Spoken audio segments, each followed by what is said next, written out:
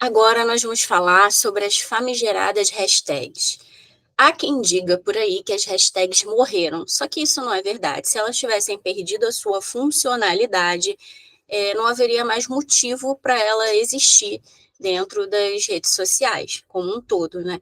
Até porque esse conceito que nós vamos dar agora de hashtag, ele vai servir para todas as outras redes, para o TikTok, para o YouTube.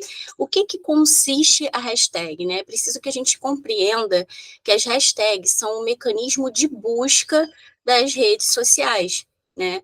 Então, assim como a gente entra no Google, né, para poder fazer uma pesquisa, por exemplo, restaurante Barra da Tijuca, né, Zona Sul, pizzaria Zona Sul, ali também é um mecanismo de busca, ou seja, é a maneira pela qual o seu potencial consumidor, o seu potencial cliente, vai encontrar você ali dentro da rede. Por isso que ela é tão importante. Então, é necessário sim que você utilize hashtags em todas as suas postagens. A questão é como que você vai utilizá-las de maneira estratégica e inteligente, né? Para isso, é importante que a gente procure raciocinar como que o meu potencial cliente busca por mim, né, nessa rede social. Quais são as palavras-chave que ele utiliza, né? Como que ele busca por algum serviço, qual a dor principal que ele sente, né? E aí você consegue já ter um maior direcionamento de quais as hashtags que você vai utilizar. Lembrando que, digamos que você exceda o limite máximo de caracteres da postagem, o que não é recomendado, né? Até porque hoje em dia as pessoas estão fazendo leitura dinâmica, né? Elas estão lendo cada vez menos. Então, quanto mais objetivo você for, desde que você consiga passar e transmitir a tua mensagem, melhor. Ok? Mas às vezes isso acaba ocorrendo. Então você pode sim colocar essas hashtags ali no primeiro comentário da postagem, que elas não perdem a sua função, a sua funcionalidade de mecanismo de busca, tá? Eu costumo dividir as hashtags em dois tipos: as hashtags fixas e as hashtags móveis. O que é isso? Hashtag fixa tem a ver com o cerne da questão, né, com a missão do teu negócio, teu motivo de existir, né, com quem você é de fato, né, com a tua proposta de valor, né? E as hashtags móveis, por sua vez, elas têm a ver com o conteúdo daquela postagem em si, né? Por quê? Dentro da tua rede social, né, você vai trabalhar com uma linha editorial extensa, né? Você vai trabalhar diversos temas, né, para poder trabalhar a sua ideia como um todo. É como se fosse uma árvorezinha, né, com vários frutinhos, né, ou com raízes, né, onde cada uma dessas raízes significa um assunto dentro da tua linha editorial. Por isso que as hashtags móveis acompanham essa mudança de tema de acordo com a postagem.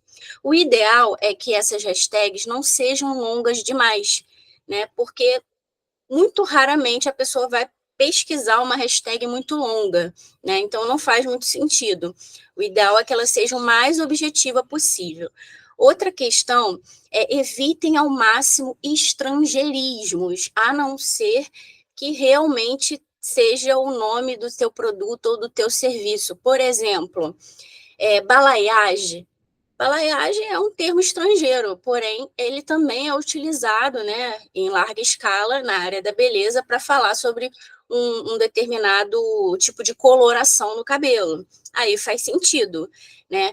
De outra maneira, evitem ao máximo, né? Porque vocês sabem que nós temos algumas hashtags que são banidas, né? Temos vários exemplos, assim, o exemplo crasso é do sextou, né? Que no Brasil era utilizado aí para comemorar, né, a chegada do final de semana, né, da sexta-feira e tudo mais.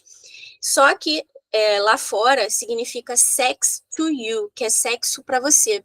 Então, isso direcionava, né, os usuários que buscavam conteúdos relacionados à pornografia, eram direcionados, eles buscavam com essa hashtag, então ela acabou sendo banida. Então evitem esses estrangeirismos, porque eventualmente essa hashtag pode estar banida por algum motivo externo e você não sabe, e aí baixa o engajamento da tua postagem. O ideal é que essas hashtags móveis tenham correlação aí com o conteúdo da postagem. E outra questão por favor, não utilizem hashtags ao longo do texto da postagem. Por exemplo, hashtag olá, hashtag bom dia, hashtag não sei o quê. Por quê? Número 1, isso dificulta a leitura, né, da tua audiência, daquele conteúdo, porque eventualmente ela vai ler a hashtag quando ela estiver lendo o texto. E segundo, que aquela hashtag bom dia, hashtag olá, não vai, né, vai perder completamente o sentido. Ela não vai direcionar ninguém para o teu conteúdo, ela não vai trazer audiência e potenciais consumidores ali para o teu produto ou para o teu serviço. Então, evitem fazer isso, tá? O ideal mesmo é que você coloque, depois que você terminou tudo que você tinha para falar ali naquele texto da postagem, você coloque as suas hashtags. Então, defina quais são essas hashtags fixas, que tem a ver com o cerne do teu negócio, e observe sempre quais são as hashtags móveis. Normalmente, se você tiver uma linha editorial pré-formatada, você meio que já vai saber quais são essas hashtags móveis que você vai estar sempre aí utilizando. E outra ideia é sempre que você utilizar, você for fazer uma trend, você for participar de alguma trend de Reels, por exemplo, que estiver rolando no Instagram, ou até trend no TikTok, utilize essa hashtag, né? Porque ela ajuda a estar puxando mais audiência para o teu conteúdo. E aí sempre perguntam, né? Ah, tudo bem, mas quantas, né? Afinal, quantas? O Instagram limita 30, mas ninguém vai usar 30 hashtags, não há necessidade disso. Se você usar de 5 a 8 divididos aí entre hashtags fixas e hashtags móveis, já é suficiente, perfeitamente suficiente para você atingir o seu objetivo.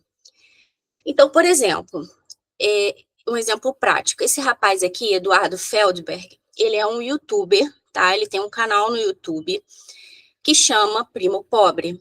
O objetivo desse canal é falar sobre finanças para pobres. E aí observem as hashtags fixas dele. Número 1, hashtag Primo Pobre. Por que essa é uma hashtag fixa para ele? Porque o nome do perfil dele é o nome pessoal dele. E muito provavelmente quem segue ele talvez só saiba o nome, primeiro nome dele. E o nome do canal dele. Então, quando a pessoa for pesquisar por ele no Instagram, ela vai utilizar Primo Pobre. Então, quanto mais vezes ele repetir essa hashtag nas postagens dele como hashtag fixa, o Instagram vai identificar isso como hashtags relevantes ou por quantidade, né? Porque ele divide, né? O uso das hashtags em hashtags relevantes, conteúdos mais relevantes que usaram essa hashtag, e quantas vezes ela foi utilizada. Então, quanto mais ele utilizar, melhor, para ele poder aparecer, né? Outra hashtag fixa dele, finanças para pobres. Por quê?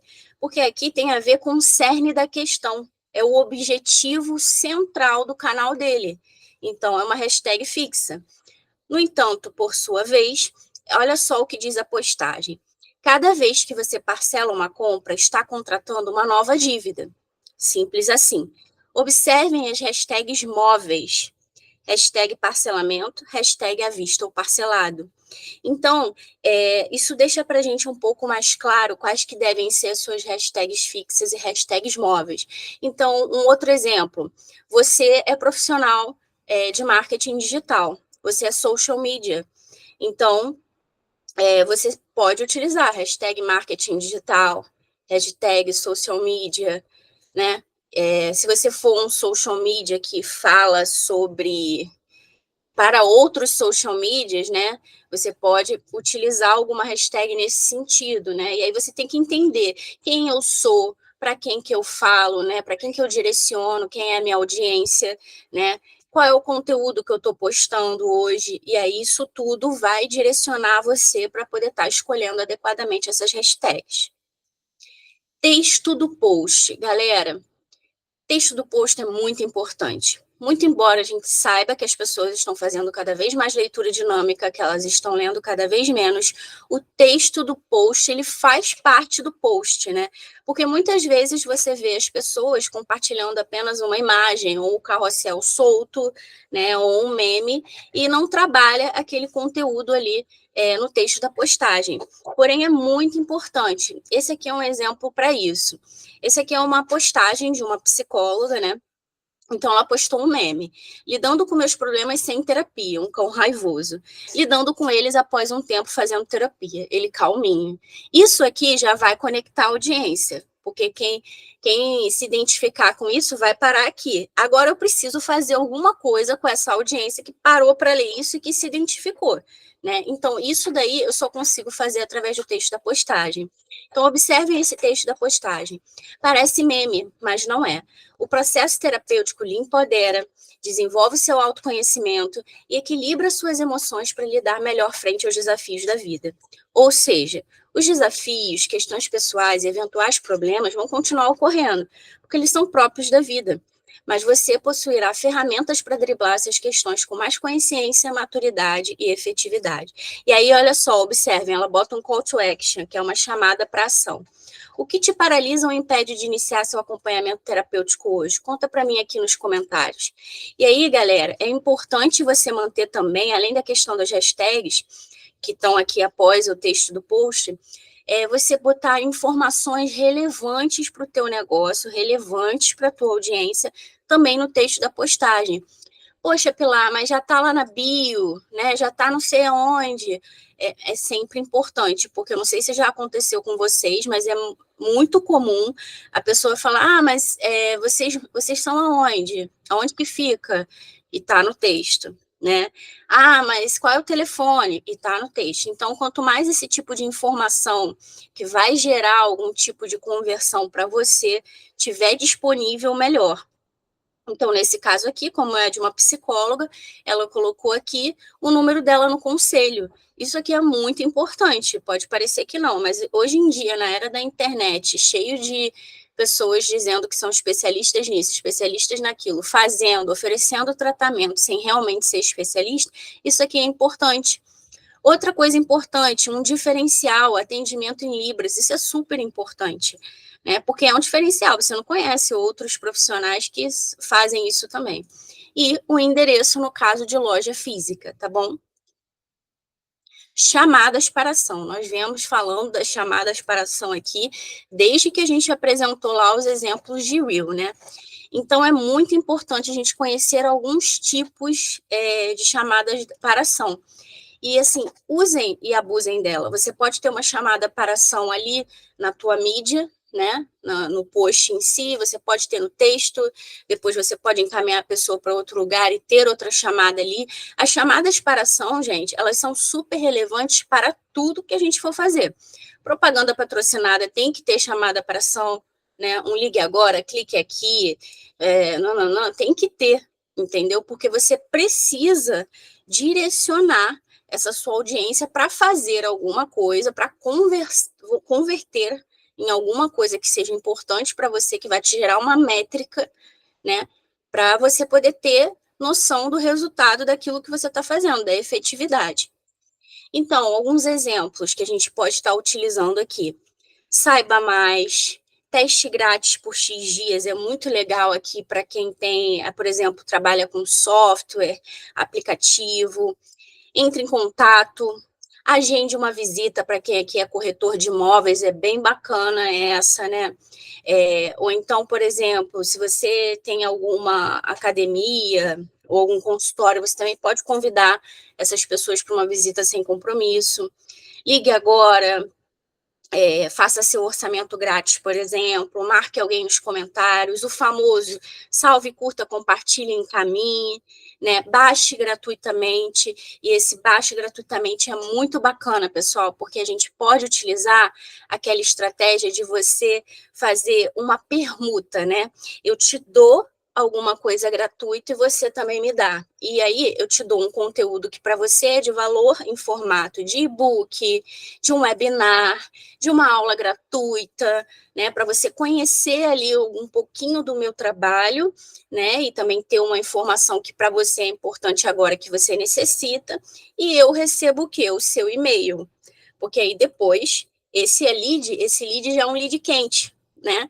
O que é um lead quente? É uma pessoa que já teve ali algum tipo de contato, ela já estava mais ali baixinho no funil, né? No meu funil de conteúdo e de vendas. Então, eu posso trabalhar essa pessoa a partir do momento que ela me deu o e-mail dela por vontade própria. Porque o que acontece muito do e-mail marketing hoje em dia é que às vezes você recebe spam, você não deu o seu e-mail, né? Então, é muito importante, a gente tem a LGPD ali, então trabalhem essa estratégia, né? Ofereçam alguma coisa de valor gratuito, algum conteúdo, e aí em troca você recebe esse lead quente e começa a trabalhar ele. Mas lembrando que trabalhe com parcimônia, não adianta nada você ficar enchendo a caixa dessa pessoa de e-mail, que você vai se tornar chato, abusivo e ela vai se desinscrever da tua lista, né? Trabalhe com parcimônia. E o inscreva-se, né? Que é muito utilizado, né? Em canais do YouTube, né? Por exemplo, e também em cursos, enfim.